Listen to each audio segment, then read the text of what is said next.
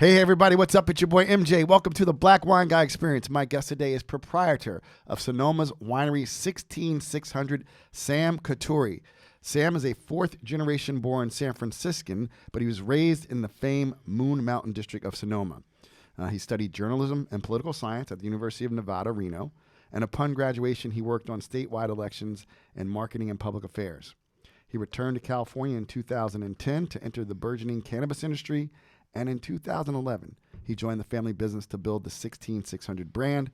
Sam is a co-host of the wildly popular Winemakers Podcast, and he is the son of the godfather of organic mountain viticulture, Phil Coturri. Welcome, Sam. Thanks for having me, man. I'm so happy to be here, making it happen. I know. Listen, I mean, I'll just give people a little background. We hooked up during the pandemic. The pandemic's not over. Crazy part of the pandemic yeah, being over. It'll never be over. COVID. Yeah. It'll never be over. Unfortunately, we blew that window of opportunity. But we're back doing things. And but when it was when people were really, when it was just that chaos, through Instagram, and it was just like you guys saw the bottles I had, and you kind of dug my reviews and I guess you heard I was on a live with someone else that I was starting a podcast, and you guys who are established, was like the first, it's like the second it was like the really first wine podcast I was on. Right on. So thanks for that, man. That was awesome. Yeah, I mean, you were drinking the wine that either we were drinking or wanted to be drinking. Yeah. And for Bart and I know we wanted to know what songs you were going to put with our wines. I mean, that was we didn't have a lot in those early days of COVID. And we're like, I want to see what MJ's going to throw down with when one of my bottles ends up on his Instagram account. That's all I wanted. That's all I wanted to know. Oh, man, that's awesome. So let's start at the beginning. You were born in San Francisco. Yep. But what was it like growing up on a mountain? It was a pretty free experience. Oh wait, you know what? I totally screwed up, man. What did we do wrong? It's all good. Tell us about the wine we're drinking. Oh, damn. Okay. Yeah. Yeah. I haven't been in the studio in a minute, man. Right. And I have my little notes in front of me. I just got so excited talking to Sam. We're shaking off the rust. This is way more structure than any podcast that we've ever done. At the Winemakers in Sonoma, this is you got notes, you got a computer. There's things that you've planned and written. I'm messing up your flow because we're just coming in. You are not messing up my flow. We started at the beginning of the conversation, which we never do on the Winemakers. Tell us about this thing that happened 5 minutes ago. Oh, who are we? This person is the wine that we have today. I thought a lot about what wine I was going to bring here, and I listen to your show all the time, and there's some baller bottles that came on, and I was like, hey, well, if I'm JJ Redick, what bottle do I? I'm just looking for Burgundy all week. And I was like, nah, you know what? If there's one thing that I want to talk about in a serious way, it's Philippe Combi and then protege Isabelle Gassier and the work that Philippe did and Isabelle continues to do to sort of help us elevate our Grenache game in California and connecting the two worlds of the wine and bridging the continents and moving this all forward. Combi was such a wonderful man, and just want to carry that legacy on and pay homage to him everywhere I can. So I brought the audio tat, and so we could have that conversation a little bit. Yeah, and, absolutely. and also it's pretty good to drink. Yeah, and it tastes pretty good. I fucking love Grenache. You know that. So it was, I was swinging in the wheelhouse. Yeah, I mean, Burgundy's always good, but this is already tasting out the gate, just delicious. And you showed me all those white Burgundies that you were drinking on Monday or in New Jersey or something, and I was, oh man, I can't do anything. I had. Well, actually, I had one white Burgundy, but I had Valentin Leflevre. I had the champagnes from, which are really good. Yeah. He's running the domain now, but we did have at a Merceau, single vineyard Merceau, and then we had a Volnay red Burgundy. So that was good. It's been a good week.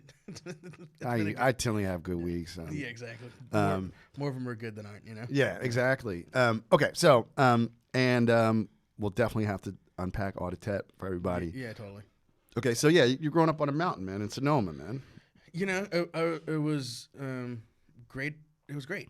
It was, by the time I was a teenager, we had an ATV and we would go to Robert Kamen's vineyard. Robert liked to tell everybody that, the first 15 years of my life, I thought I owned his ranch.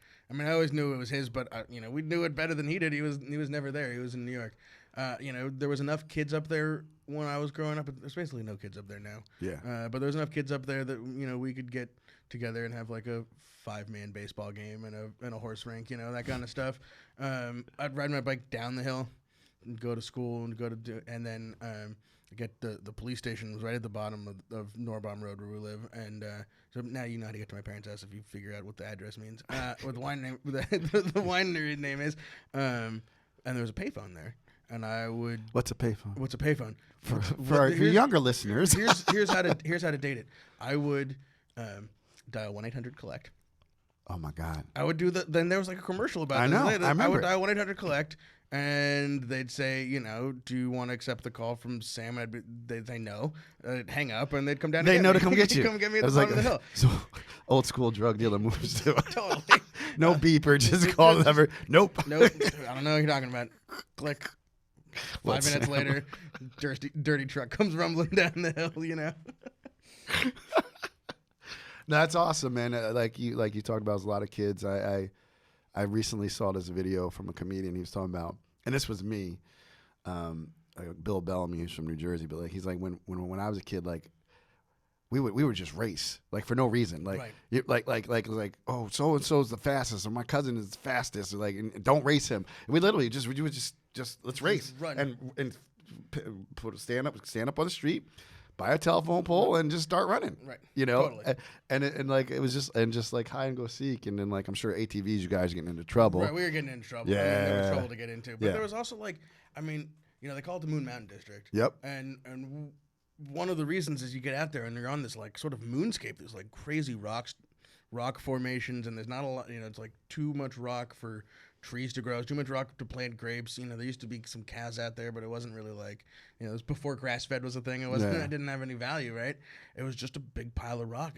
It was like the greatest playground on earth, covered in moss. You could mess yourself up, but you didn't fuck yourself up that bad. It was, and it was like the be home by dark kind of childhood. My parents have never had a house key. I've never had a key to the house. They've never had a key to the house. House has never been locked. If the house was locked, we'd have to break a window to get in. It's like, that's, out in the middle of nowhere. It used to be crazy hippies. So that's funny. You're reading my notes. Okay. No, it's perfect. So your parents, I would say, for lack of a better word, right, are hippies. I was like, what was it being raised in that environment, man?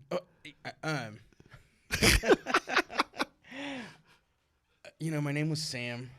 So I had friends who had fucking hippie names. No, it was. I don't know if I knew any different, but we would go to. We're like in the Grateful Dead world, and so we would go to Dead shows, and I never necessarily. Okay, we'd go to Dead shows, and we'd walk through the parking lot to like the backstage, and I would go, oh, those are hippies out there in the parking lot who are like living in vans selling the burritos and grilled cheese sandwiches and the whole deal. And then it was deadheads who were backstage. So I didn't necessarily think my parents were hippies when I was a kid. I just thought they were deadheads. Yeah, that's so funny. That was like perception's everything. Totally. No, those are hippies. Those are hippies. These are deadheads. So that's who I was really raised by. The world that I grew up in, really, like, my best friend was, his parents were the organic, his father was the organic vegetable farmer for Chez Panisse. We grew up in, it was all sort of like the next stage of hippie that were, entrepreneur, it's kind of like hippiepreneurs, right? They were businesses that were built out of the ideals of, and the organic farming and the sort of like back to the land thing, cooking really wholesome food, we'd go to the grocery store a little bit, but most of it was grown or trade. Those cows that we were raising out there for the farmer, he'd give us half a side every year for letting them run the cows out there. So it was the next hippies. It wasn't like burning incense. I mean, we wore tie-dye T-shirts, but it was still sort do. of like still do. It was like the outdoor farming hippie that is now like this thing that people, want to do with their lives, which was a crazy thing, to think of then. Yeah. That's amazing. I mean, when I think about it, because I saw a post, was that the gentleman who passed away? There was a year and a half ago. Amigo Bob. Yeah, Amigo Bob. Amigo Bob became like one of the greatest organic consultants on the planet. Like those bags of like organic lettuce that you buy at the grocery store now. He was like the consultant who helped those farms become organic. Instrumental in the starting of the basically the world's first organic certification board, the CCOF, California Certified Organic Farmers. And so he was the organizational sort of pioneer of organics, while my dad was doing the vineyard thing, and Bob Kennard and these other guys were doing the vegetable side of it. Amigo was sort of like organizing the movement. Key figure in the organic movement, and passed away a couple years ago. Eco Farm Conference, he was like the star of the Eco Farm Conference. Yeah. But I love all that you're sharing because, excuse me, because I like that term hippiepreneur, because I mean these are people who had some ideals and they found a way to make a living out of it, and now it's big business. I mean it's huge business, right? I mean it's and to me, I don't understand why it costs more to grow stuff without chemicals. You know what though? It's starting to not necessarily be that way. That's good. I will shout this from the rooftops. I'm not affiliated with this this winery at all. Big corporate owned organization. But Gloria Ferrer, in Sonoma, Champagne House, Sparkling House in Sonoma, is, I think next year they'll actually be certified, converted to organics, and reduce their farming costs. So, there's these sort of preconceived notions, and I've been in New York on the trade circuit, all weeks talking, selling wine with people, and there's these sort of like two preconceived notions that if you farm organically, it's going to be more expensive and you're going to get less crop, lower yields. And fuck wine. I was talking about whole paycheck, man. You're going a whole paycheck. Yeah, totally. I overheard a walking tour guide street tour thing as I was walking through Madison Square Park this afternoon, and the tour guide was talking about how like Jeff Bezos owns one of those buildings and all this crazy shit that he's doing, and that's why everything costs so much at Whole Foods, so he could do weird things. Yeah, I heard about actually someone, I forgot who was telling me about that or where I heard it. Was like in a wine tasting. Like he bought like 4 floors of building, and like 2 of them are just like his penthouse. Like he just gutted. He's gonna have this ridiculous. That's if you had it, it goes to question. If you had it, would you flaunt it? Hell yeah. Well, it's yours, right? Yeah, totally. I'd buy. Yeah. I'd just be drinking stupid wine all the time. I'd be stupid too. Yeah. Like, oh, time to brush my teeth and that bottle of Krug again. Hire a chemist to make Krug toothpaste. Yeah, totally. Let's do it. It's got scrubbing bubbles. So your parents were deadheads. Yeah. Not hippies. Not hippies.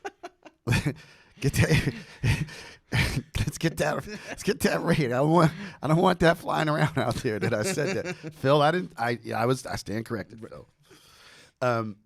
And I've heard this story before, but that's because I know you. People right. and people you got to start listening to the pod. These guys are amazing. They do a great job. They get a little bit more technical than I do because they're winemakers, but they also have great guests. So. Terrifies me when people like pick up technical knowledge from our podcast. I was like, me too. People fact check that. Hold on. I know. People are like, I learned so much. I was shit. Tell me what it was. I don't know anything. I was like, I don't remember what I said. I was like, I'll listen to the podcast. This is a conversation. I'm drinking, have a conversation. Yeah, I'd say the same thing. I did a lecture at Yale last night for a wine club, and I was like, you guys. As far as I know, as I tell people, you better fact check this. But I'm telling you what I believe to be true. I tell people all the time. But the great story is, how'd your parents meet though? So there are 2 versions of this. Of course, there's hers and his. The people who remember and the people who've made it up, I think, is maybe more likely. So the family story that we've always thought and told was that my parents met picking grapes at the Rossi Ranch. Yes.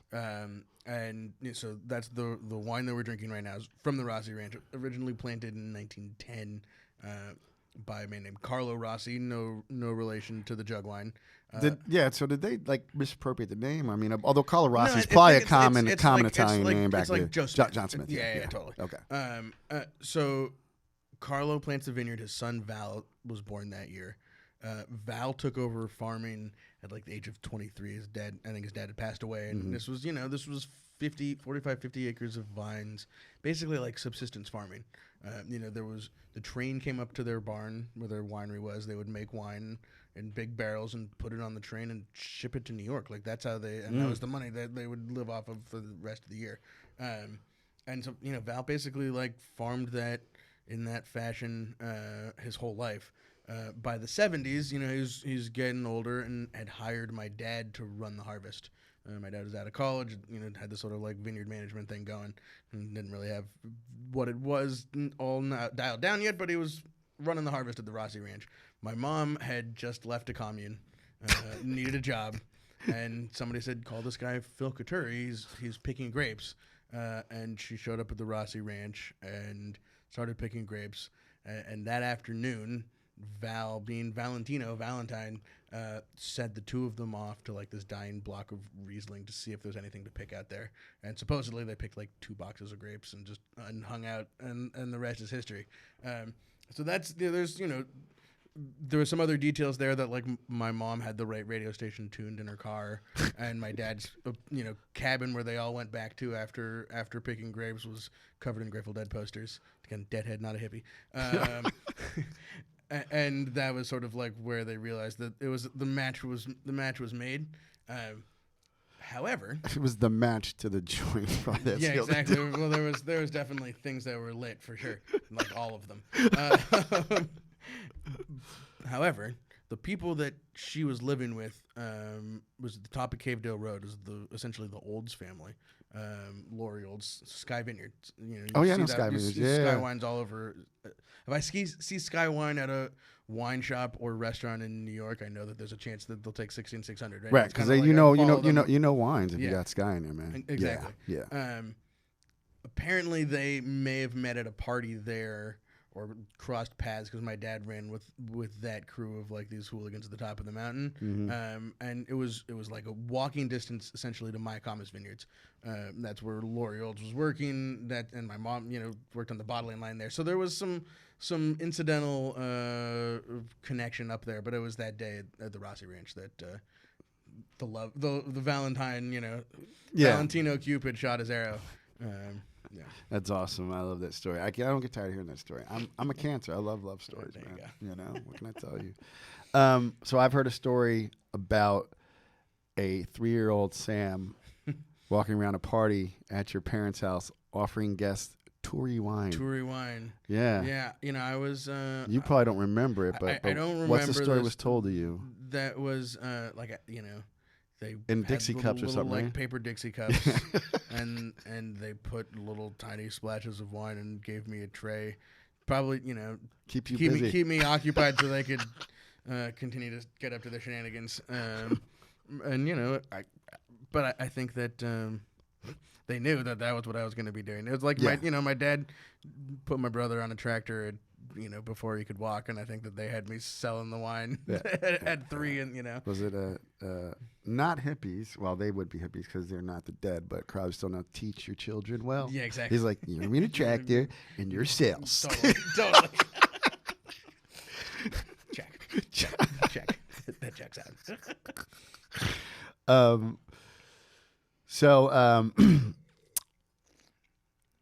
And is your brother still working with you guys? Oh yeah.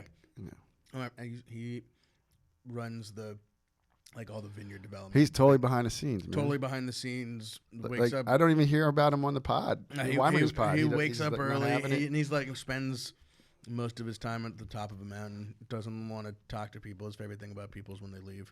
I don't He's my brother. I would never go to his house without telling him and knocking on the door, just because he's like, what do you wow. I love him. It's not like there's no there's no animosity or weirdness. It's just like he is happiest with like a dirty dog running around while he's on a tractor. Like that's his place. Nice. On the top of the map. He's a great Instagram follow. Of course his Instagram is private, but if you go find it, M Valentine for Valentino, M Valentine Coturri, and he just like takes pictures of his tractor and his truck on these like places that you would never. I'm totally gonna follow. I love that shit, man. It's awesome. Yeah, it's awesome. That's so cool. He's gonna hate that I said. Yeah, that. he is. he hates it right now. I hear he's like, why did I get? Not like I mean, we have a few thousand listeners, but he's like, why did I get 10 new followers? Right, who are these people? Yeah, I don't like people. Exactly. No, it's this pretty girl holding a bottle of wine. some influencer. Get me in trouble. Yeah.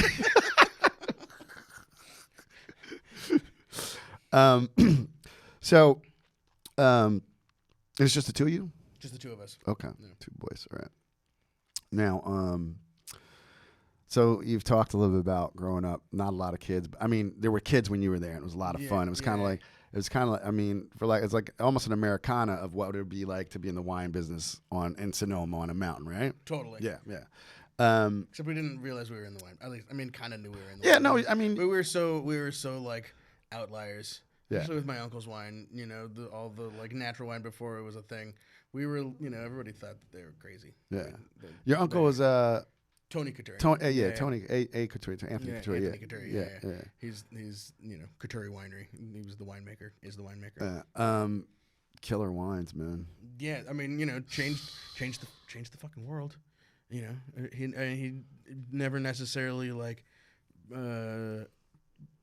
accomplished, reached the like personal financial success that he could have and should have, but natural wine, the conversation about how wine is made doesn't happen the way it does walking around, Manhattan and Brooklyn, if it wasn't for what Coturri Winery did in the 80s and 90s. Yeah. There's no question in my mind. Yeah. I mean, I had it for later, but I mean, do we want to get into the natural wine now or should we hold this? I have it in there, man, because we're going to save that. We're going to save that till after the break. Let's not offend everybody right Yeah, out exactly, the gate, right? So, your parents are deadheads. Yeah. And your parents are really deadheads. Yeah. Like, you think you're a deadhead. I know people, you think you're a deadhead. They're just hippies, those people. Yeah, those people, yeah. I mean, who's your godfather? My godfather was the publicist for the Dead through the 80s and 90s. He was. If you wanted to talk to Jerry Garcia, you went through Dennis McNally. Yeah. Yeah. And so I know you guys. I mean, I have to assume Jerry was around a little bit. Jerry wasn't a big wine guy. Yeah. He liked sweet white wine, basically. But you'd see him backstage. You'd see him backstage. It was sort of like a backstage, and then there was like an inner sanctum backstage where the band members were. And but so I wasn't there, but he would walk from. You had to go through regular backstage to get to like the stage. So you'd see him walk by, and I would always say hi. I was never shy. Everybody would be like, "Oh, there's Jerry." I'd be like, "Hey, Jerry." Yeah. You go, "How's it going, shorty?" But he did live in Sonoma. Or had something to do with Sonoma, correct? He lived in Marin. Okay. Mickey Hart, one of the drummers, still lives in Sonoma County. In fact, Mickey Hart's wife is like an important. Maybe she's an elected official in Sonoma County, if not like an appointed. She like runs the parks in Sonoma County. She's like a big deal. I don't know if people realize that who her husband is. I know. But, it's so funny. He's out in Sebastopol banging on crazy drums all the time. Yeah, and I remember you guys during the pandemic. I keep saying during the pandemic. Right. About a year and a half ago, we were doing a bunch of stuff on Zoom. Exactly. Yeah. When people some of us just threw up our hands like said, I just got to get back out there because you're friends with Jerry's daughter. She was a guest. Trixie. She is in the cannabis industry in Sonoma, I take it. Yeah. So how long have you known Trixie? I've known Trixie. It was after her dad died. Okay. And she showed up at the summer camp that I went to. I mean, it was a Grateful Dead hippie world connected summer camp. But she showed up as the art lady, and kind of quietly. People didn't necessarily like talk about who she was or who her dad was. And that's when we became friends. And I don't know when I kind of like put all the dots together on that. But I've known Trixie for 30 years. Yeah. Close to 30 years. I mean, Jerry hasn't been dead quite 30 years, so 20, 25 years plus. Yeah. And, I wanted to go back to something you said.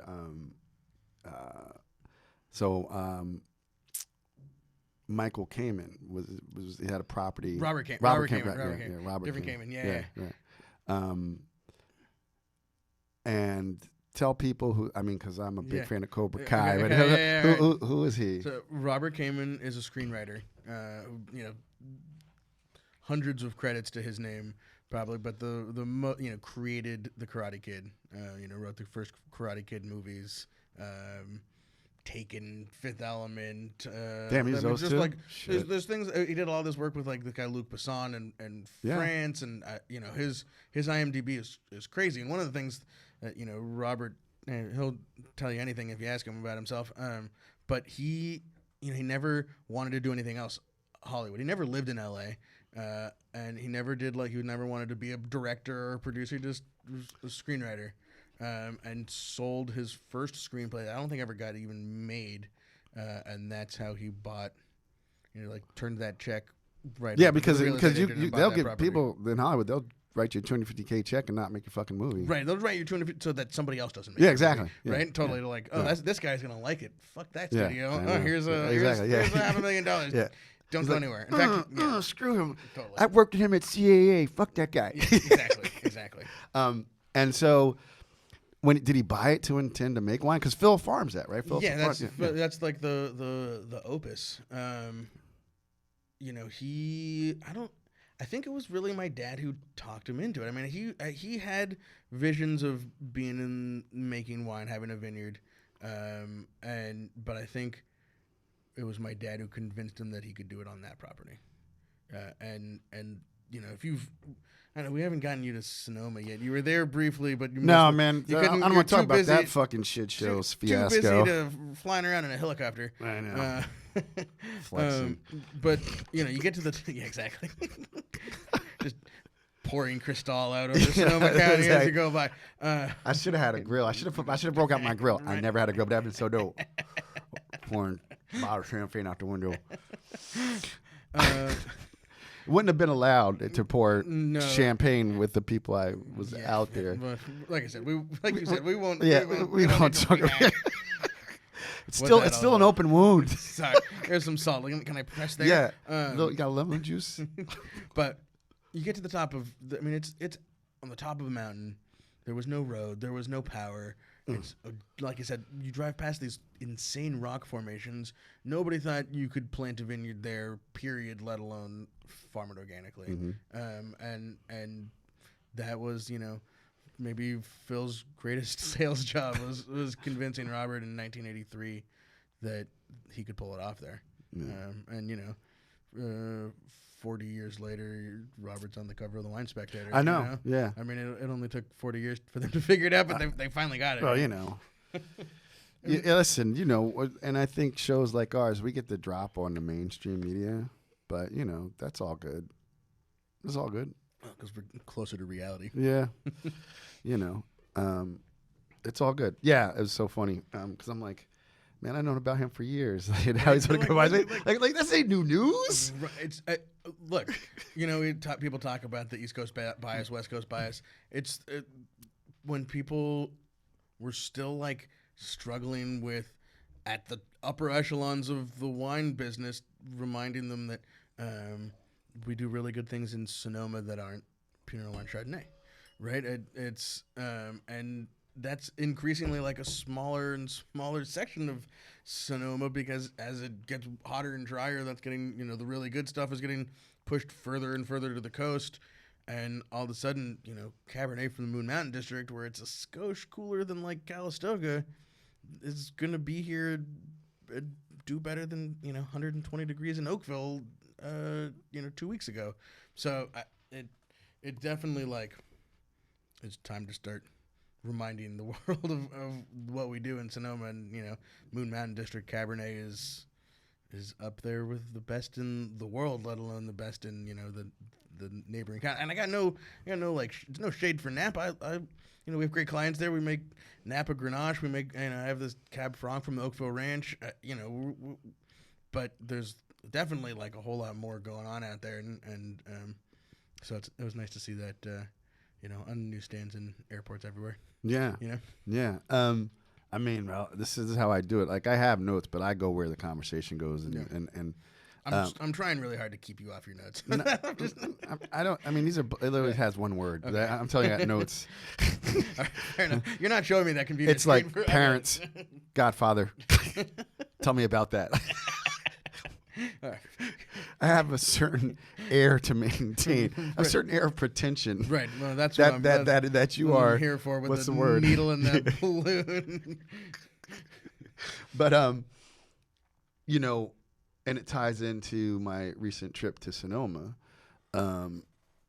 Is that I had never had heard it put that way, but Napa and Sonoma are separated by mountain ranges, right? By the Mayacamas Mountains, correct? Right. Okay. So someone said essentially the same climate. It's just on the other side of the mountain. Now, when you said with global warming, it's going to become.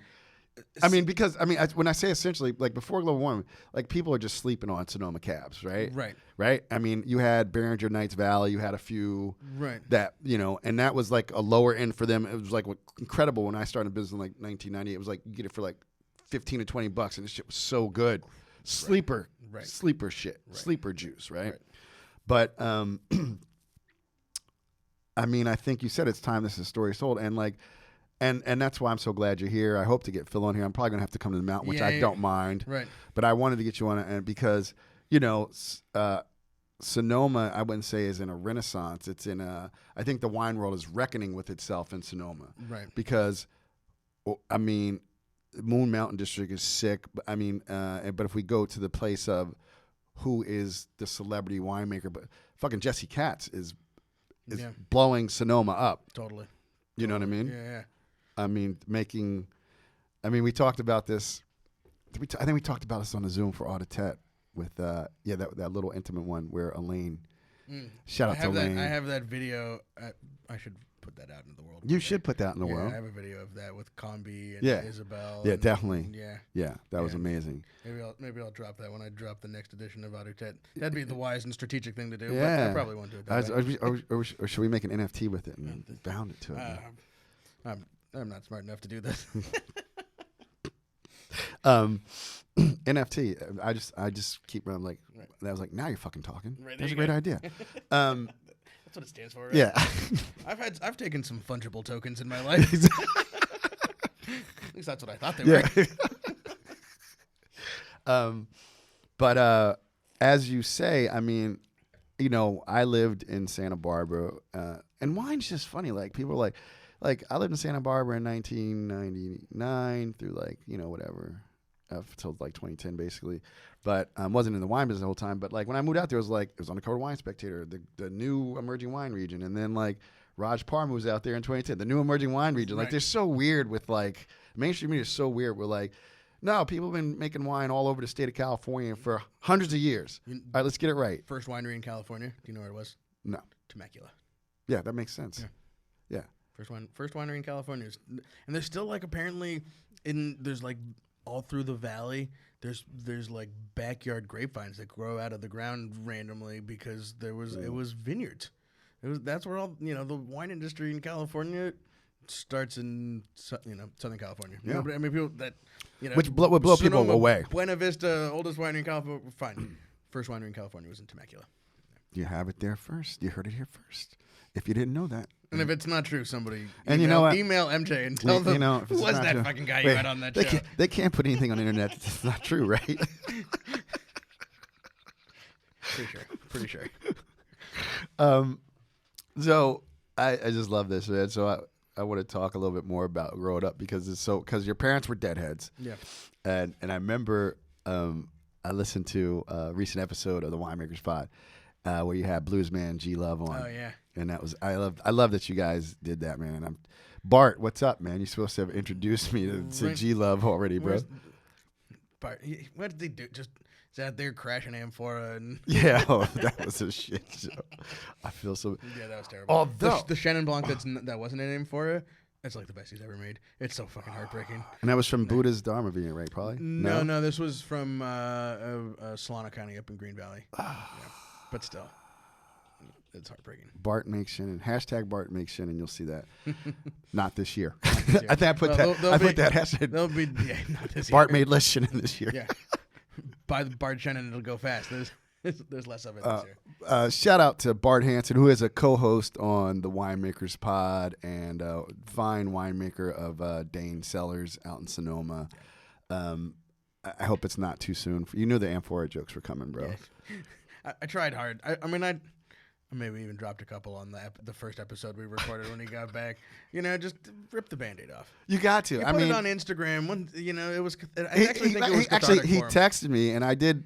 I put together a nice little sad reel because I'm just pissed because Bart sends me free wine every year to review. I love his reds, but like the Chenin is so like and I'm like, fuck. Yeah, it's brutal. You ever see what was that movie with it's one of the Wayans brothers movie where Chris Rock is like he's like how much for a soda? $1? How about I give you a quarter? Let me drink it out. Like I want to teleport and just slurp up some of the juice. Just I don't care if it's not even fermented yet. Just want to put it in my hand. Sitting there at the drain with a bucket. Yeah. Yeah. I think you're gonna need to find and filter this wine, Bart. Yeah, it's a little crunchy. Yeah. But as I was saying, so you had G Love on, which was great. And you told a story about the time. Now your parents are deadheads. Yeah. So you told a story about the time your parents found your NWA cassette tape, and your comment was like something about like you need more psychedelics in your music or something. Like what did your parents do? Like and it also leads into what you said about East West Coast. Like so yeah, you're up on you grew up on jam band stuff. It was Snoop Dogg Doggy Style. Okay, Snoop Dogg Doggy Style. Okay. And I borrowed it from my cousin Tony's kid Nick. Yeah, it was. I heard Nick's hanging out with that other crowd of winemakers. Yeah, I put you on. You're like, oh shit. He's like, yeah, that's my cousin. Yeah. You're like, that makes sense. That makes sense. It was they were unhappy with my musical choices. I listened to more hip hop growing up than just about anything. I mean, the Grateful Dead music and sort of like associated family of Garcia band things and the people that they had played with in that sort of world coming up was always there. Mm-hmm. But I probably listened to more hip hop than just about anything else. I had a punk rock phase for a minute, but a lot of hip hop. Yeah, that's so funny. But I thought the comment like you need more psychedelics in music. What are these blunts? Right. Stuff's way too hard. Yeah. I need to dose Snoop Dogg. Yeah. See what happens. That would have been a good idea. Yeah, it was absolutely. Yeah. And, Snoop Dogg jam band. I mean, that's like let's go take Snoop Lion and raise you. Snoop jams, just like. Hey, gin and juice. Go weird, I dig it. What did you put in this gin and juice? So you grew up like did you go to like, and it's I don't know, head, but like I'm thinking Deadheads, like was there like did you go to like Sonoma public schools? Was there like what's that Steiner school? What are the Waldorf school? The Waldorf school thing was just starting to happen around. But I went to like some made up schools. Yeah, for sure. And then when my mom didn't like those, she pulled us out and made another school. And then that one went weird, and she homeschooled us for a minute. And then like, oh, you'll be fine. Go to public school. Go to here's 6th grade middle school. And I'm like, what the? That was a little bit of an adjustment for sure. No, I did like some Montessori stuff and then public schools. I also went to Justin Siena, which is the Catholic private school in Napa, for a hot minute. Did you have to wear a uniform? No uniforms, okay. But you had to have collared shirts or college shirts. You could be like, if you brought me back a shirt from Yale when you were up there yesterday, I could have worn that to college. But at the time, the Grateful Dead had this whole like co-branded line of college shirts. Wow. That had like dancing bears, dancing around the Colorado buffalo and shit like that. So I would, slightly just, subversive, but totally. you stuck to the letter of the law. I was the letter of the law. I had to cut my hair. I had long hair. They had to cut my hair, but I could have an earring, so I pierced my ear. It's just like, all right, I'll take what I can get. Needless to say, I only lasted a year and a half in Catholic school. Yeah, I'm surprised you made it that long. Yeah, it was some tribulations for sure. Are you even Catholic? I tell people that I was raised in my two favorite religions, which is lapsed Catholic and non-practicing Jew. Oh, isn't that and that's a niche. You should market your wine. There is a market there. I had kosher Grenache Rosé for a hot minute. No, my dad was Italian. Yeah. Went to Catholic school his whole life in San Francisco. Was an altar boy. First time he got drunk was That's so stealing funny Sacramento wine. that Phil Coturri was an altar Right? boy. There's some funny pictures. Some like big old like thick horn rim glasses. The smock or whatever. The whole like dress. garb. Yeah. Swinging the incense. Totally. You very pious Phil Coturri. You have no idea. That's honestly why he never really like went deep into biodynamics. Is he the whole like it like was religious it's that too like is too ritual like weird God. What is that thing like? It's sacrilegious almost. No, it was the other way. It was like he didn't want to have an. He didn't want anything. He's like, I don't need any more dogma. Yeah, he already got rid of Catholicism. He wasn't going to go deep on Steinerism. I mean, he did a lot of those things, but he wasn't, bearing cow horns at full moon. It wasn't just like he wasn't there. Yeah, he never really bought that. I mean, there's rabbit holes you don't want to go down. Yeah, I think he pulled himself out of. And good for I know, but I mean, like rabbit hole. when you start to think about like even Waldorf schools. I mean, I went to law school not because I like research, but I can go down these rabbit holes, and I'm like, yo, this is kind of cultish.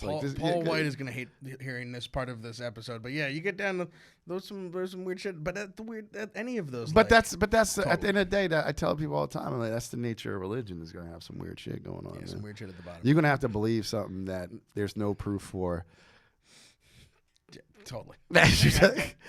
And I tell them my mother was a Jehovah's Witness, and like I was like 9, I couldn't make the leap, and she forced me to go. I was like, nah, I can't make that leap. I'm 9, I can't make that leap. That doesn't make sense. We've managed to offend a bunch of people without talking about natural wine. I know. MJ. I know. Well, I had Patrick Cappiello on. We talked about because he was driven by like or scarred by. I don't want to put words in your mouth, Patrick, but like religion and like he was like, shit, we've been here for 20 minutes. We haven't even fucking talked about wine. There's wine in my glass. What is this? Exactly. There is wine in my glass. It's Grenache. It is Grenache. You know what, man? This is actually probably a good time to take a quick break. So we'll take a quick break, and we'll be right back with more of Sam Cotturi. Okay, we're back. Let's see how many more people I can offend. Sometimes I'm surprised I haven't been canceled yet. I think, but I don't really say like super canceling stuff. But I do. I'm an old man. You get to a certain. I'm 54, man. Something about old dogs and new tricks. Yeah, man. And I have an open mind, but there's some things I just won't budge on. It's the principality, Smokey. This is on principle. So. You homeschooled, Catholic schooled, public schooled. Who goes to Reno, Nevada for college and why? You go because you didn't get into UC Santa Cruz. Okay. Right. Decent enough scores on tests, but not good enough grades. But you know where I really went? I went... Like your mother gave you all A's. That doesn't count. Yeah, that doesn't count. Like, where's the transcript? Let me write one. I know you should have in crayon. I had a high school diploma from a public school. First of all, I got to interrupt you because this shit is lit right now. It's starting to open up. Yeah, starting to open up a little bit. Totally. I mean, in a perfect world, I would have brought a decanter. But I can't be carrying all this shit in New York City. Yeah, now you drop that out. Yeah. 39th Street. Yeah. I get a tax. I'm like, look at that bong. Right. the amount of people smoking pot in New York City right now is like blowing my mind. It must It's be because you're from California. But everywhere you go, Dude, it's weed York City. it's weed. There's like joints everywhere, Dude. And it wasn't like that 5 years ago. No, It was- listen. It wouldn't. Point being, like, if somebody pulled out a bong, like, it'd just be like it. The cops were watching, literally, like, talking to guys who were selling bags of weed out of their backpack. Yep. And they're like, "All right, well, be safe, brothers," and walked away. I was like, "What the hell is going on?" It was awesome. Yeah. I walked into heaven. The weed's free. I know. I digress. What were we talking about? Because that is so true. Reno. How'd you end How did I end up in Reno? Yes. 2 reasons. They had a great journalism school, and that's what I wanted to study, and did study it. And family friend was like a professor at the journalism department, and there was a connection there. And I wanted to go skiing. Okay. I had a job. Ski? You ski or snowboard? Ski. You're old school. Yeah, I'm old school. I had a job working for like the ski team, little kid, like little junior racer kids, every weekend all winter long, and had a season pass to formerly known Squaw Valley, now Palisades, Tahoe, and that's why I was there. It's also why it took me 6.5, 7 years to graduate. Hey man, I was on a 6-year plan, bro. Yeah. I took the bare minimum amount of classes so I could go skiing every day. Yeah. I mean, I tell kids when I used to work in the education sector, I was like, college will be the best 6 years of your life. They're like, Mr. Tell, what are you talking about? I was like, college will be the best 6 years of your life. But you know what? I was in Reno at a time when it was cheap enough that you could go for 5.5, 6 years and not, get destroyed by student loans. And still come out like, I only owe $30,000. I mean, like, people don't understand college. That's shit is crazy now. No, you lived in. I got I had a house in Reno and a power bill, and I went to the student office, and I was an in-state student. Yeah. And, it was less to go there than like the community college in Sonoma. Yeah. And got to play in Tahoe every weekend. Nice. Yeah. And so, so you were in journalism, poli-sci. You worked in politics in Nevada, which to me just seems like wild, wild west. Like, what the hell? What? It was, the thing about it is it was small enough that I was on a campaign for governor.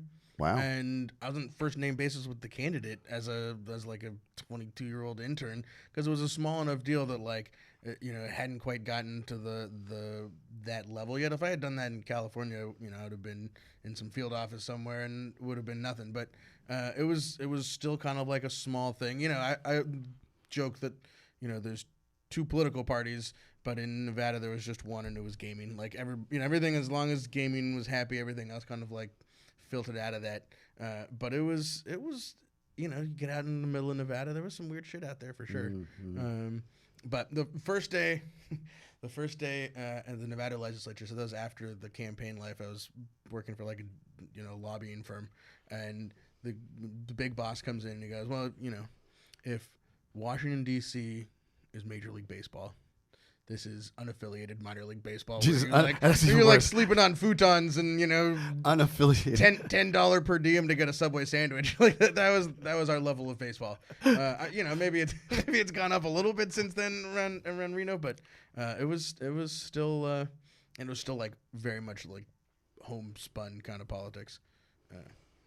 Pre Tea Party, when things started to get really weird in politics and everybody hated each other. Yeah. You'd hang out with Democrats, Republicans, that'll be at the, getting a beer after work kind of thing. Yeah. I don't think it's like that anymore. As it should be, so people can work shit out. But anyway, I digress. Yeah. Politics, religion. What else can we talk? Natural wine. Then we'll get the last one. There. Yeah, we'll offend everybody today. Yes.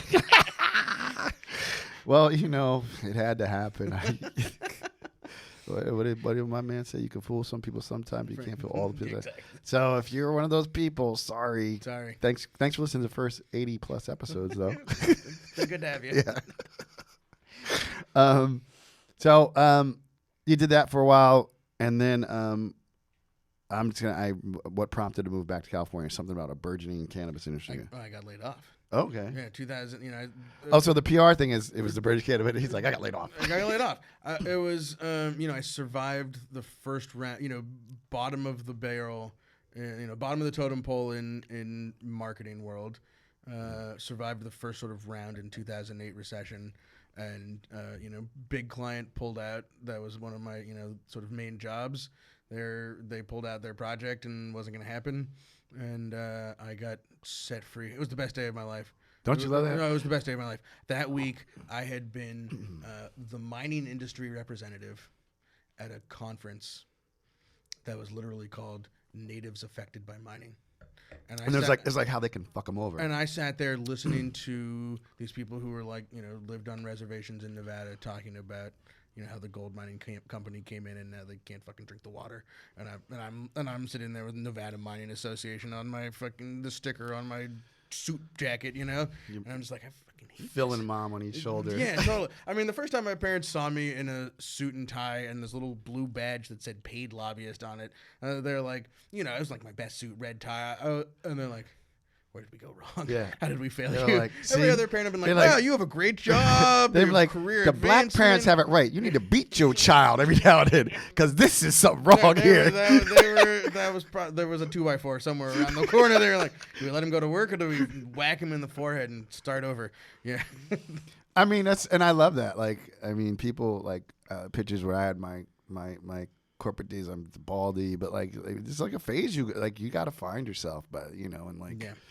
But yeah, that's So I got laid off. got laid off. Got laid off and then got drawn back to California Yeah, to work. Basically that job in pot. yeah.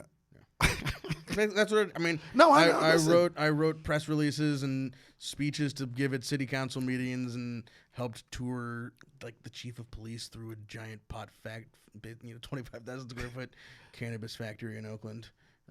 Oaksterdam. It was the Oaksterdam days. Okay. That Oaksterdam guy was great. What was his name? Can't remember his name. He was he was in a wheelchair.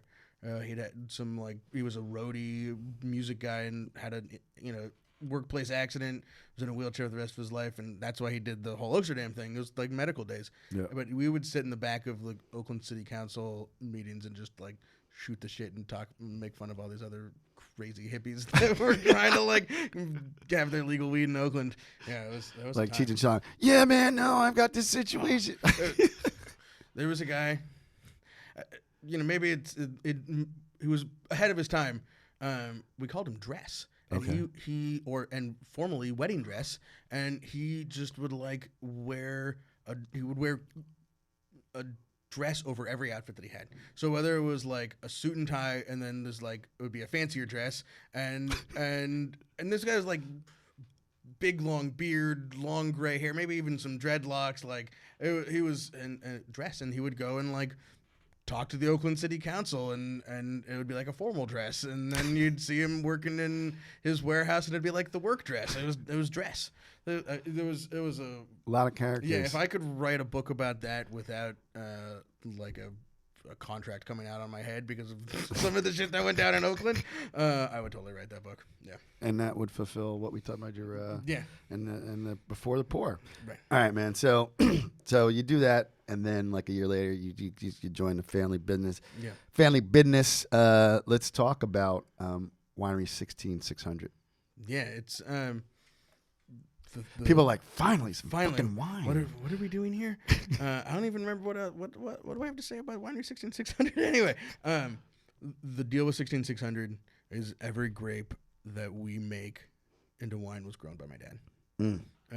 And it's the sort of our twisted take on an estate winery, except for that for the most part we don't own any of the vineyards that we're sourcing from. They're vineyards that we've, Enterprise Vineyards, my dad's company, has been hired to farm, and we'll buy the grapes back and, make many small lots of different wines, focus on Rhone varietals. But, the thing about that format is it kind of opens up to not having any rules about what we make. So, Super Tuscan style Sangiovese Cabernet. Thank you very much. You're welcome.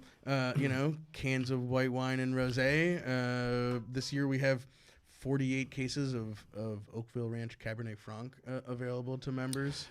When is Phil sending me my package? It's I got to get home and get the fulfillment team in order. I can't believe it hasn't showed up yet. What are they doing out there? I know what they're doing. They're working their ass off while I play around. Exactly. Yeah. So when did it get started? So the first legal vintage that had 16600. I love that legal. Bonded. In case you're listening, TTB was 2007. Okay. Different label, same, but it's called 16600. So when I came in 2011. And hold on, before you go there, who's same winemaker now as then, or no? Who was making the wine originally? Jeff Baker was making the wine originally. Okay. Those were the first, up until the first 5 or 6 years, it was all Jeff Baker. Okay. The wonderful and complicated thing about what we do with 16600, it's also sort of not winemaker list, but it's we collaborate with a bunch of different winemakers, and sometimes it's made at Stone Edge Farm with Jeff Baker, now Alejandro Ziman. Sometimes it's made at Repris at Moon Mountain with Eric Bradley. Make a lot of stuff at Magnolia Wine Services with a lot of help from Jack Sporer, who's Fresh Wine Company, and his uncle Will Buckland. That's where Isabel helps. Okay, yeah.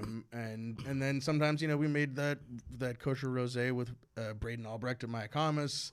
The Oakville Ranch wines that we get come from their winery with Jen Rue is the winemaker there. It's kind of like a Dead and Co. It's like or like how the Dead would have right. It's fill and friends. They would have people come in. It's fill and friends. Fill Yeah, and friends. yeah. It's we want to like sort of focus on a few different things with 16600, but one it is that inherently this is a collaborative business.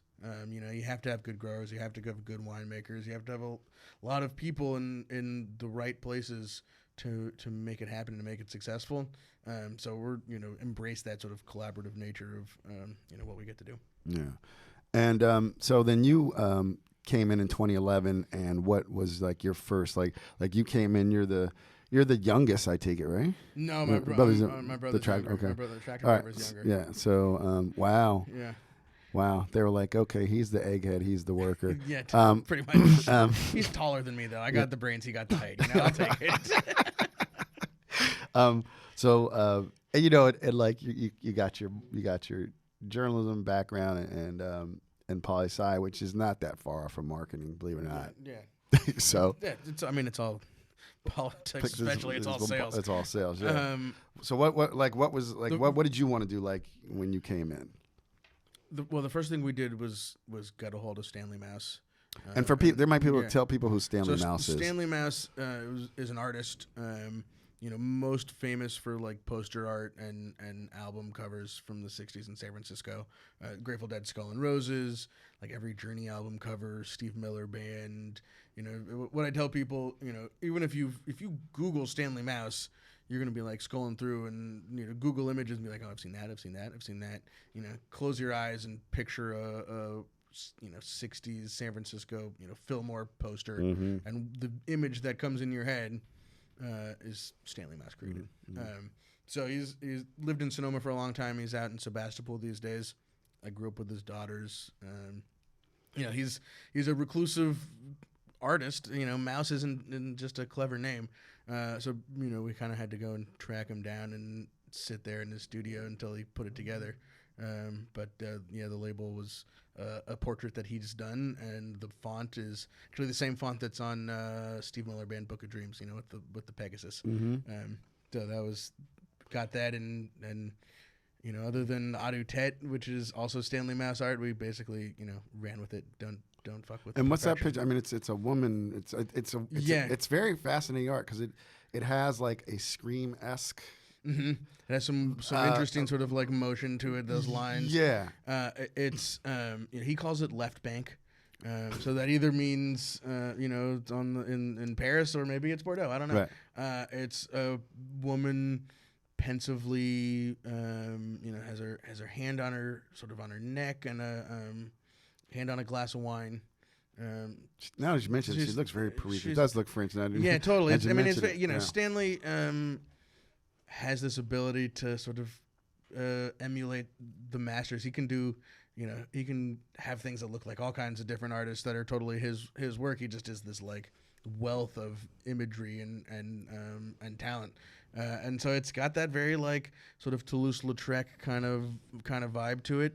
And you know, one of my favorite things is, you know, you come to the tasting house, and one of the rooms that you can sit into for a tasting is this little room that we have. It's got some cool old theater seats in it at a coffee table, and you sit there and you look at the original.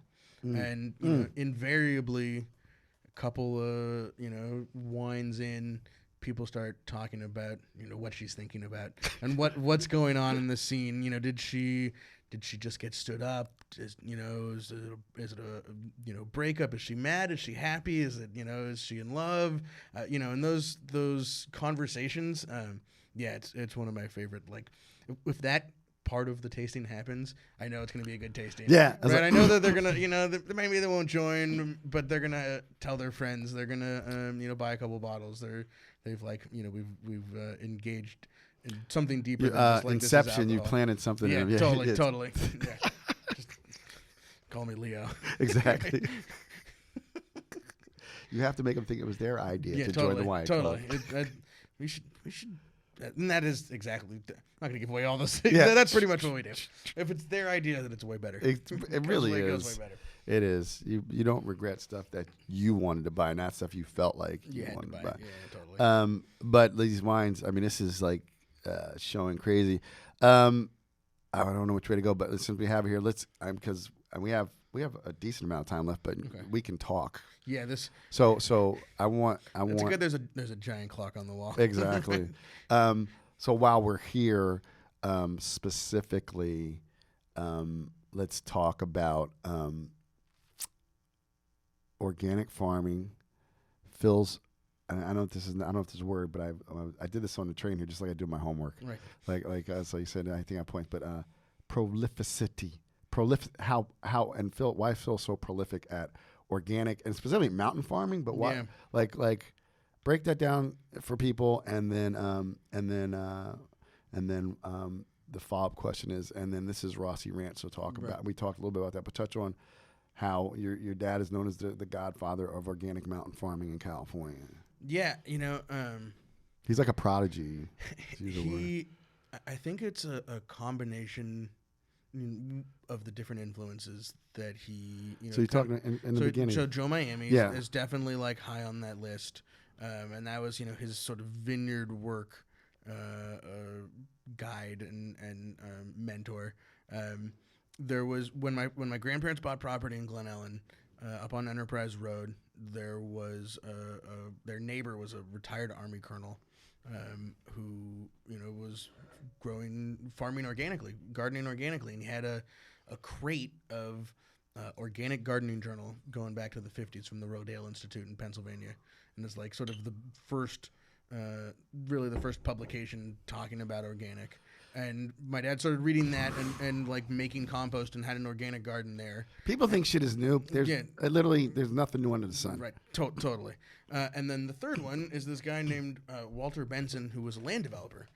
And he did all these like crazy, you know, building roads and house sites on the hills in Sonoma. And I think that those sort of three things combine to, you know, and his artistic side, the degree in poetry, the prolific use of hallucinogenic substances that he's also very prodigious in that. Yeah, totally.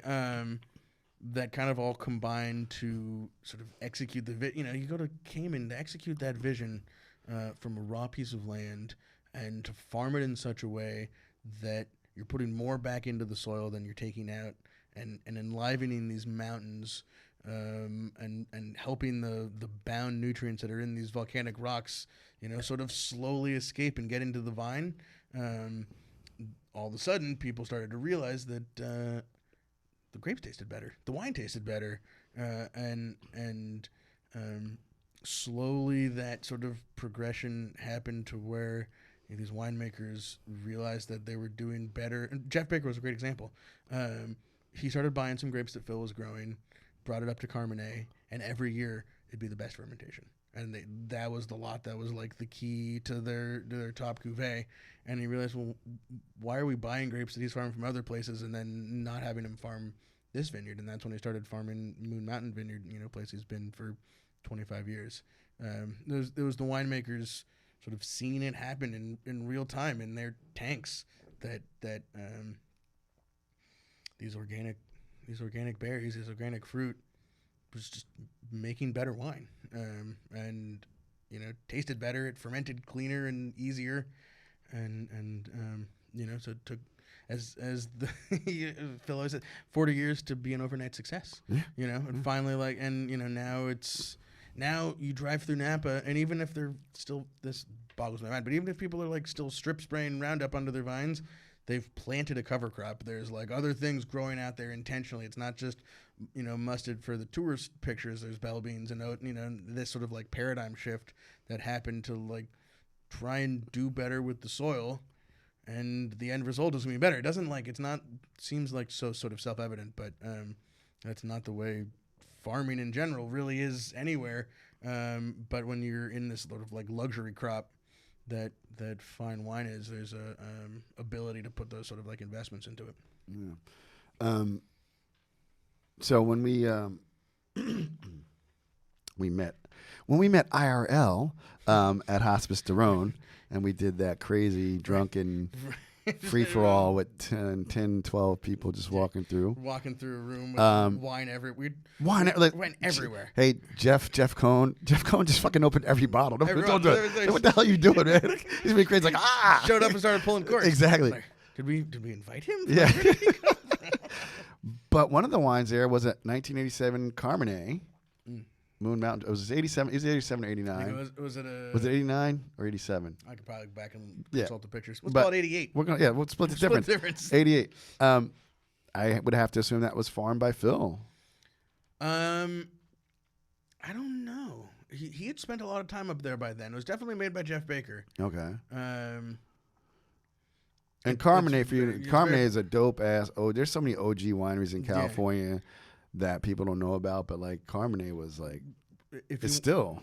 I mean, well, no, now Carmenet is, well, the vineyard that it was, and the winery there, now known as Repris, is amazing. Okay. Not much in distribution, but if you get out, go there. Yep.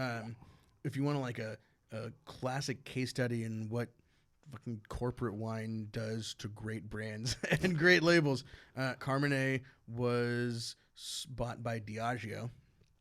I don't know who owns the label now, but Carmenet was like the king of Sonoma Cab. It was like one of, that Laurel Glen that was like in the 80s and 90s. It was like the cab from Sonoma.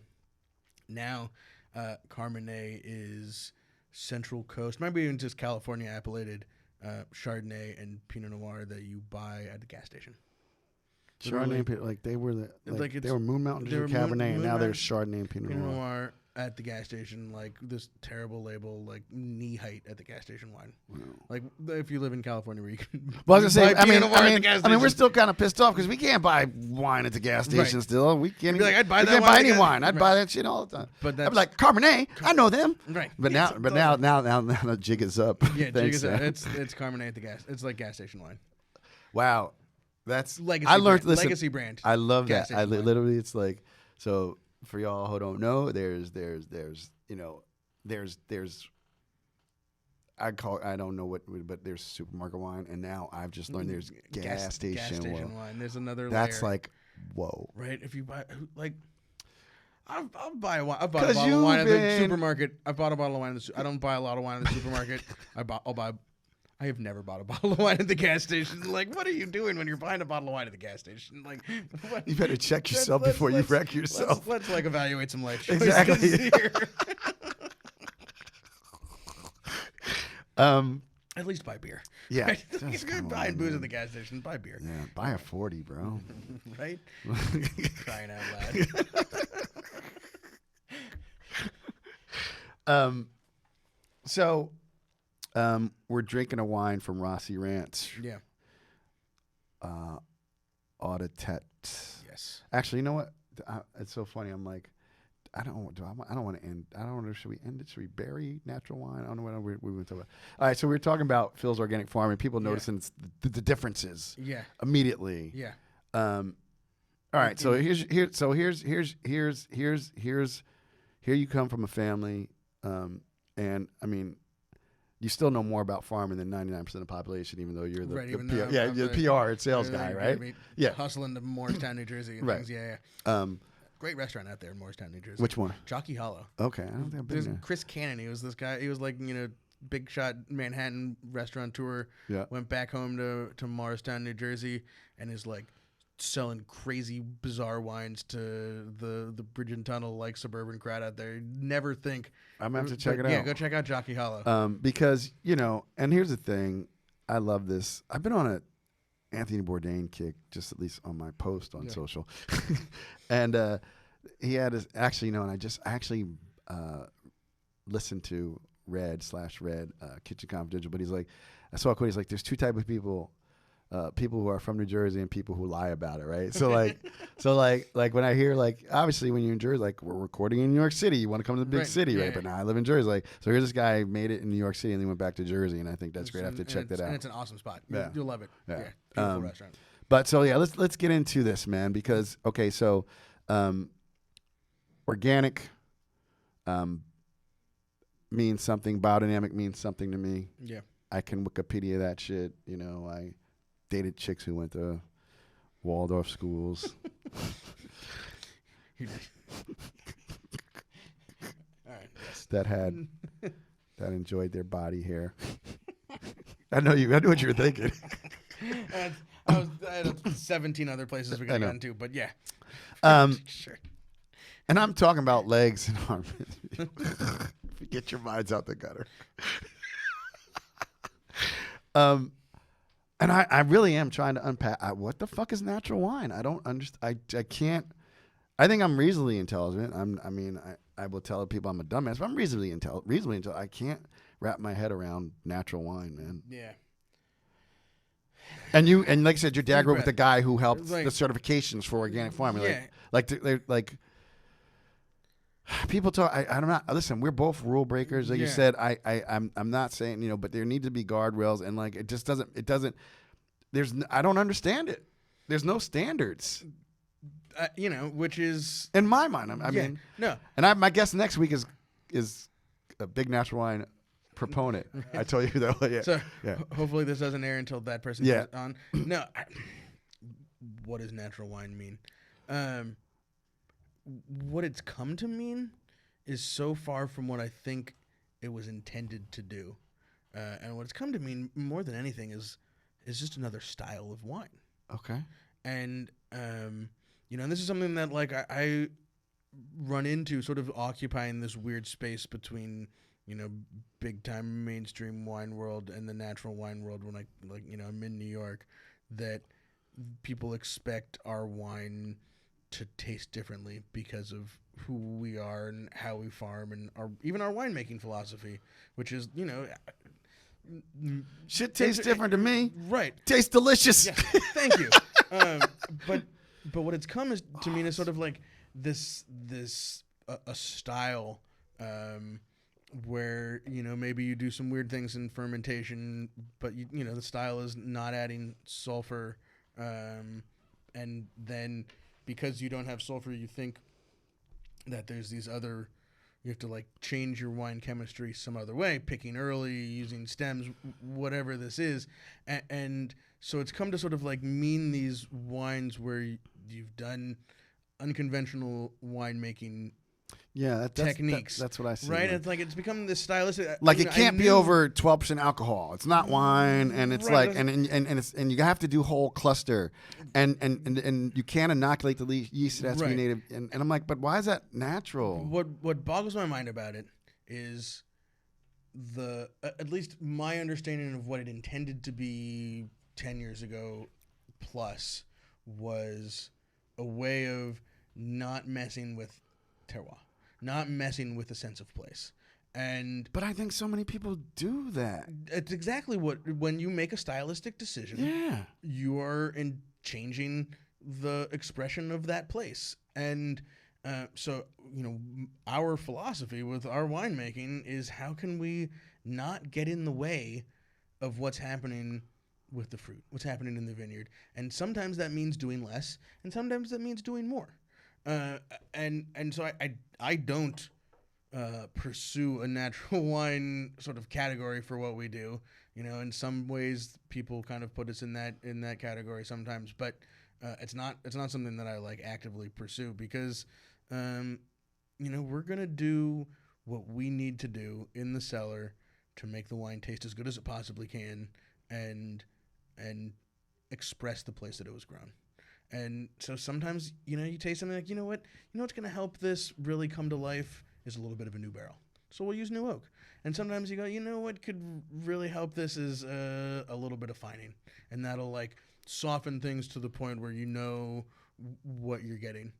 So it's like losing the sort of didacticness of winemaking, where you have to do these things to do, whether it's the Davis book to the, tea and like when you add the oak dust or the 00 to a tea.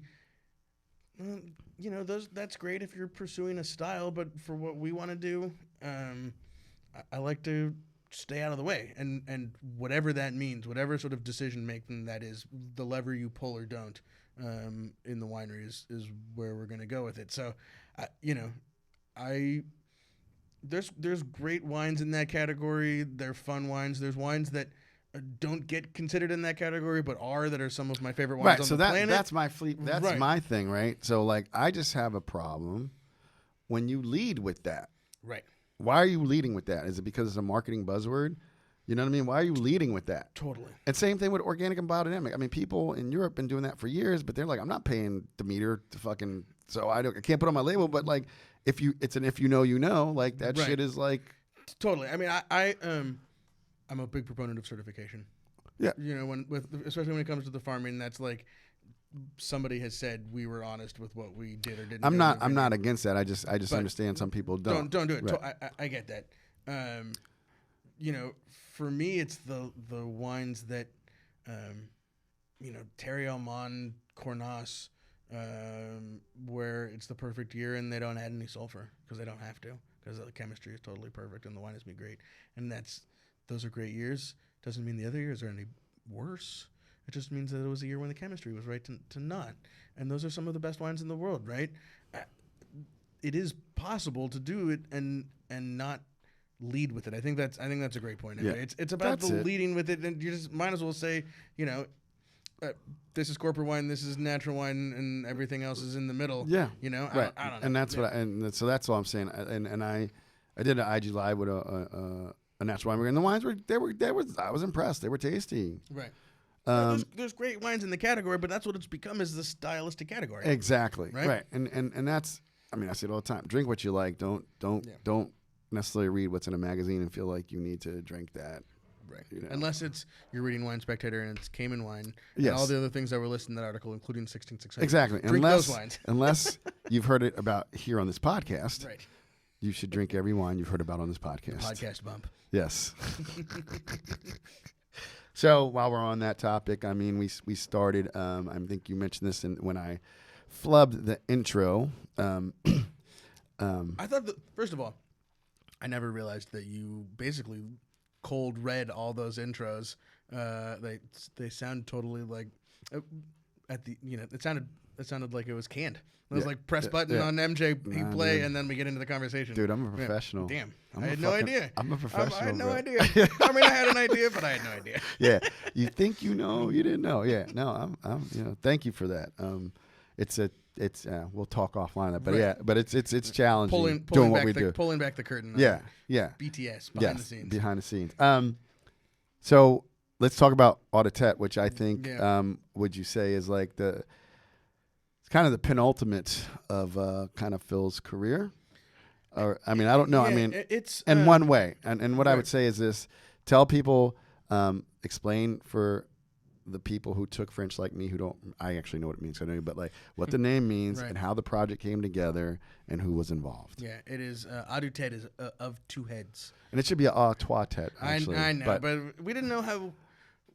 Foolishly, we didn't know how important Isabel was going to be in the beginning of this project. So Auditet is was the brainchild of my father, Phil Coturri, and Philippe Combi.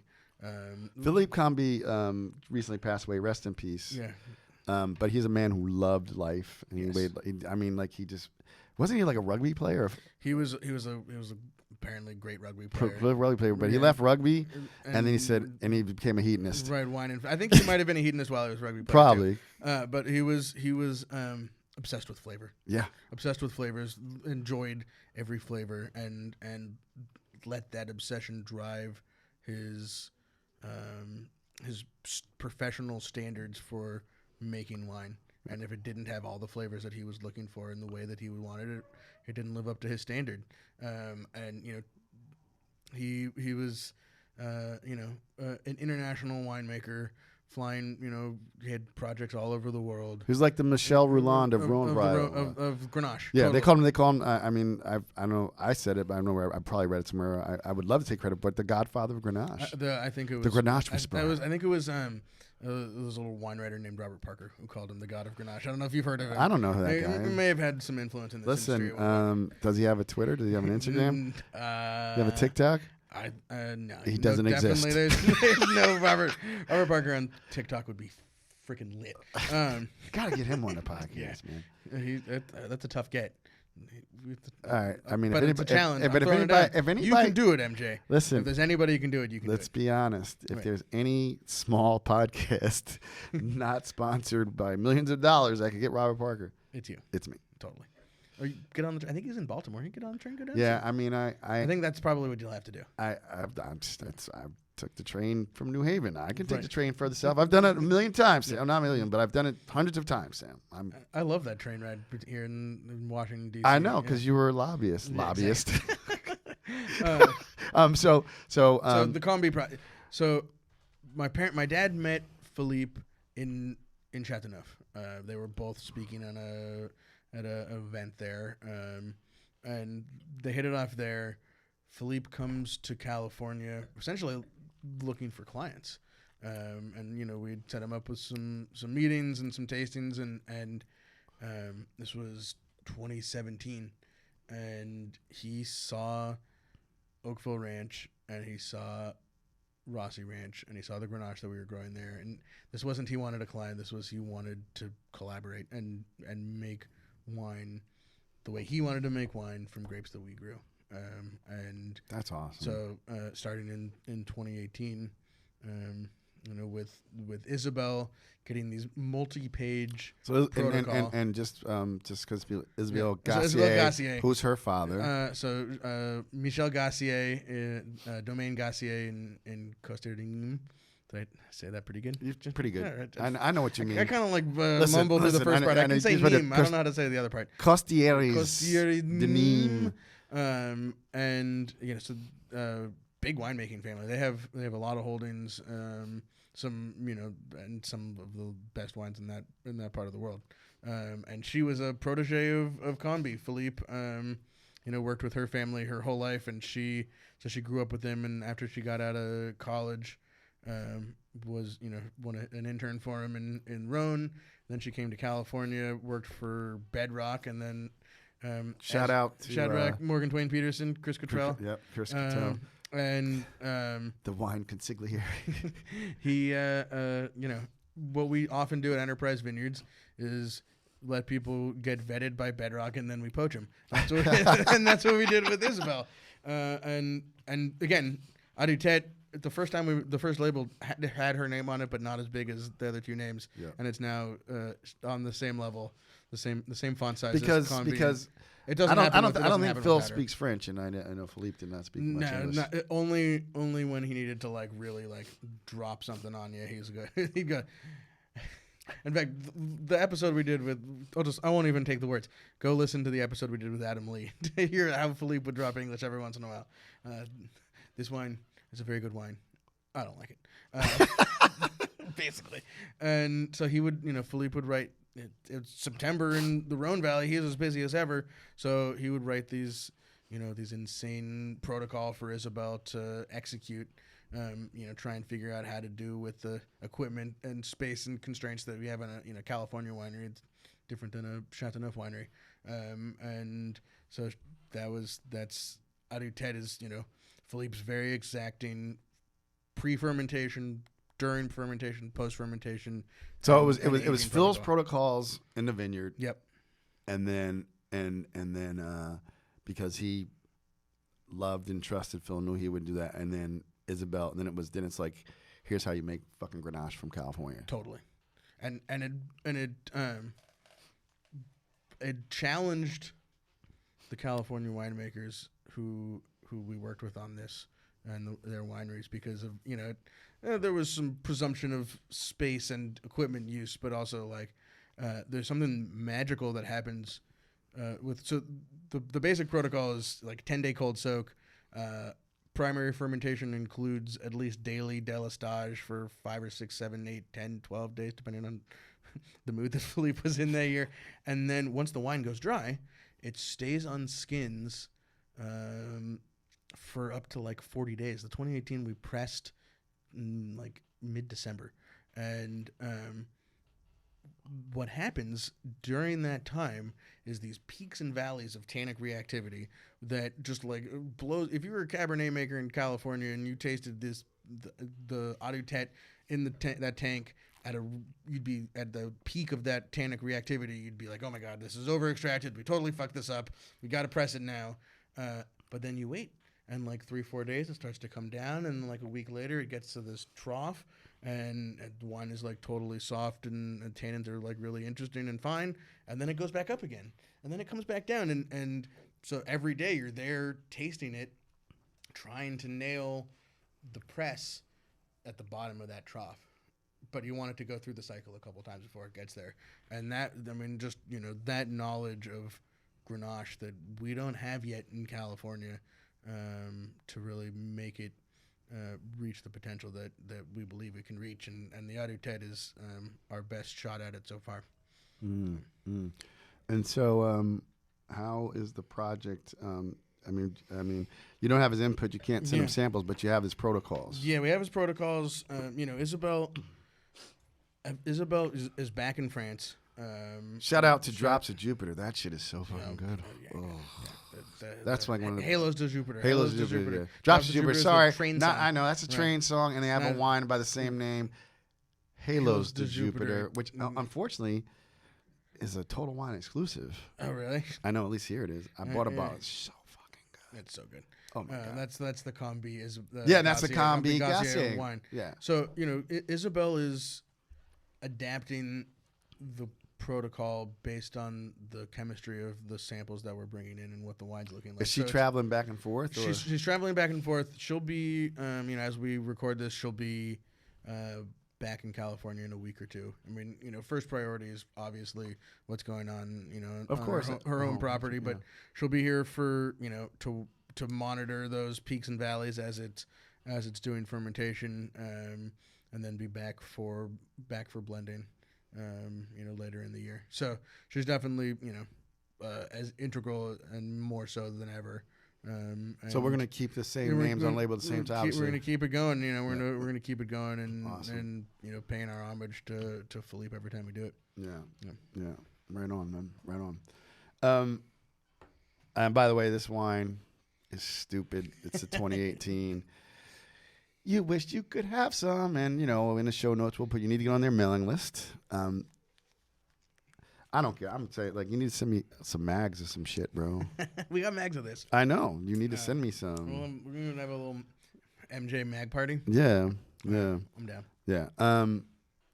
And so let's switch gears. So you're a journalism, poli-sci. We talked in the Before the Pour. Maybe I'll let you guys hear that about what you would do, which would be a writer. So whose idea was it to do the Winemakers Pod?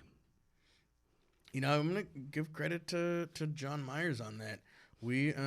John Myers is this like Sonoma guy, Chicago guy originally, Chicago ad guy, retired to Sonoma, and had a little public access. And he has a great radio voice. Totally. Well, he was like he did like trackside announcing for ESPN radio, like American Le Mans races, and he was radio ads. He's done a lot. Prolific talker and speaker.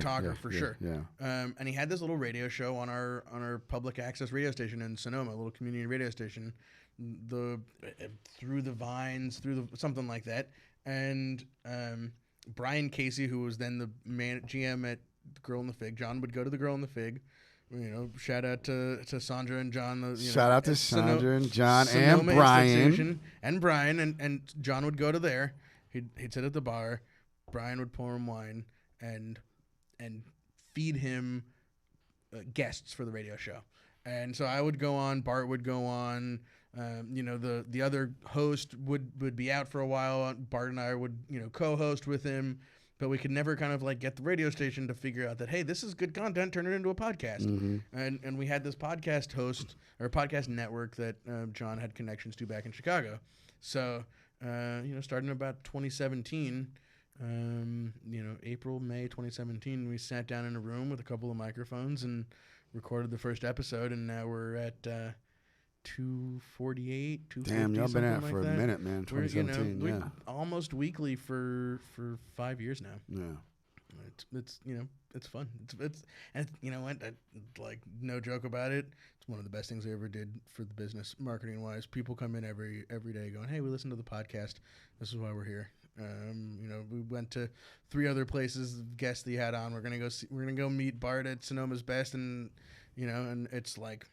It's been such a great way to connect with people all over the country. We're, wine lovers. If you sit down and listen to a wine podcast, you're the kind of person that we want to hang out at the tasting house and talk story with. So, yeah. And so that's awesome. And so obviously, if you guys have listened this far, if you've made it this far, you get a discount on Dane Cellars, 1% off. Just mention MJ when you get checkout. Yes. You get 1% off Dane Cellars, Amphora, right, 2022 Amphora Chenin Blanc. Sorry, Bart.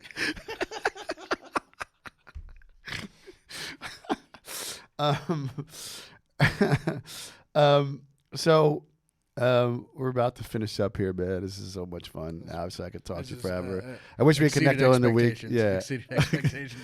I'll see you next week. Yeah. I'm actually thinking about. I'm like, can I pull off getting out there?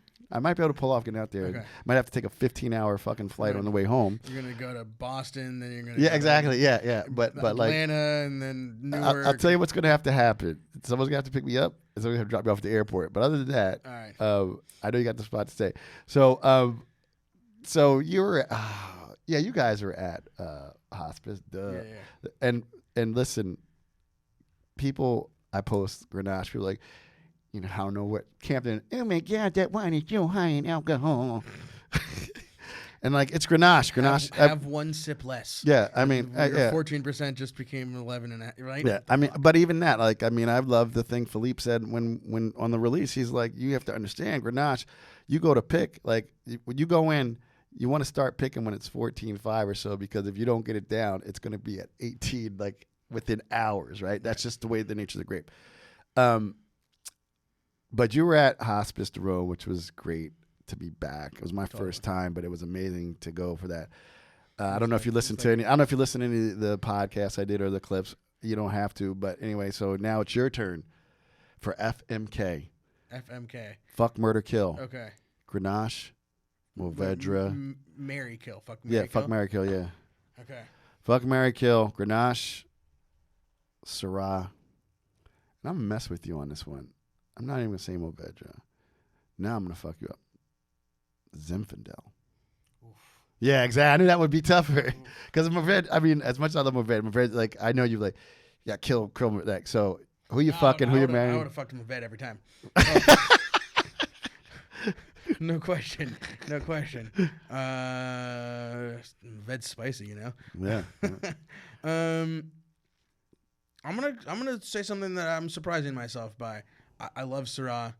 I'm all about Syrah. I think our Syrah is one of my favorite wines that we make. But I'm gonna kill Syrah. Okay. I'm gonna kill Syrah. I think that Syrah can get in the way of Grenache and Rhones and appreciation of Rhones. But especially, I agree. And there's so much shitty Syrah. Yeah, there. because it's so nod to Shiraz. I mean, all that kind of yeah. Syrah, it gets so overcropped and just is like. So let's get rid of Grenache or Zinfandel. I'm gonna marry Zinfandel because that'll it's like the political thing to do. Everybody in the family would be happy. It's like and then I'm gonna sneak off the next day with a bottle of Grenache. Right on. And the last question, Sam, what are you most excited for the future of 1600 and Auto-Tet? What are you most excited? Or just fuck that. What are you most excited for in the future? Is your daughter growing up? And what are you most excited for? Yeah, you know, I don't want to be like pushing the family business on my kid at all. Who's adorable, and she's pretty business savvy. She's fucking, but she loves wine. She loves to taste every bottle, every glass of wine. You know. Don't call these if it's just a pinky in the glass. People relax. Pinky in the glass. Yeah, I'm just for that. Let me just. The first time that she tasted wine was her first Thanksgiving. She was born in February, so it's November. She's 10 months old, 8 months old, and it was a beautiful bottle of Chateauneuf that I brought down to my in-laws' house in Los Angeles, and I was like, all right, stick my finger and put it in her mouth. She loved it. Eyes light up, just the biggest smile. She was all about it. I'm like, oh shit, I forgot to videotape it. So I take my phone out, dip my finger in it again. She goes, yeah, that's Chateauneuf to pop. There was like no reaction. What's next? Come on. You're going to blind me on some shit, Dad? What are you doing? Come on. What? So I'm what am I, 6 months old? I'm 10. Come on, Dad. Come on. What are you thinking here? So yeah, I'm totally excited to see if we can keep this family thing going. You know, it's inherently a multi-generational pursuit, and you know, see what's next, what lies ahead. You know, again, not like, and if she wants to go and you know, be an artist, cool, and if she wants to go and save the world and like solve climate change, please. Cool. Just don't be a lobbyist for the mining industry. Lobbyist for the mining industry. Jesus, no suits. Oh my God, so much fun, Sam. Fuck, I mean, it did exceed. You never know. I never know when I do this. Right. I mean, I could have been a dud. No, you weren't going to be a dud, but I know there'd be this much fun. I'm sure you were like, damn, these are some questions. We're going to talk about wine. We're talking about. Yeah, this was everything I wanted to talk about and probably more. Awesome. So, tell people yeah, where they can find you, how they can be a part of what you're doing, everything you're doing. Totally. Well, I mean, you know, if you can make it out, if you can come see us in Sonoma at the tasting house, that's the first way. I love it's a tasting house and not a tasting room. It's not a tasting room. No, it's you come in and I got a living room. I got a you know, where the kitchen was no longer, but dining room. There's a couple little like places to hang out and sit. There's a wine cellar. You know, I believe strongly that we mess up with the tasting rooms, the tasting room setup, because it changes the perception and experience of the wine. You get home and it doesn't taste good anymore. You're like, well, it's because they were in this like contrived experience that made the wine taste good. I like to try and just, you know, you drink wine at home with your friends. That's what it should be like. Yeah. So that's the tasting house. You can follow us, you know, 16600 with the 16 the word, 600 the number on Instagram and Twitter. I'm Grapes with a View. We just launched a new website, winery16600.com. Go check that out. If you're in New York, you know, in the New York area, go to a wine shop and be like, hey, how come you don't have 16600 yet? Call your field blend selections representative. Be like, let me get that Zinfandel. Or the Grenache. Dose the Zinfandel is good. That's all good. Yeah. And then the podcast, Winemakers Pod. Go check that out. Instagram, Twitter, winemakerspod.com. Tell us what you think. Send us a message. You're like, yeah, you guys are way more off the rails than MJ. I'm going back to the black wine guy experience. No, it was like MJ sucks. And for my listeners, thank you so much. Don't forget to check out the show notes for each episode. That's where you'll find the info on the wine we drank in this episode, links to cool things we discussed, like all their socials and everything, and so much more. So until the next time, cheers to the Mavericks, check. Philosophers, check. Deep thinkers, check. And wine drinkers, it's your boy MJ. Peace. Peace.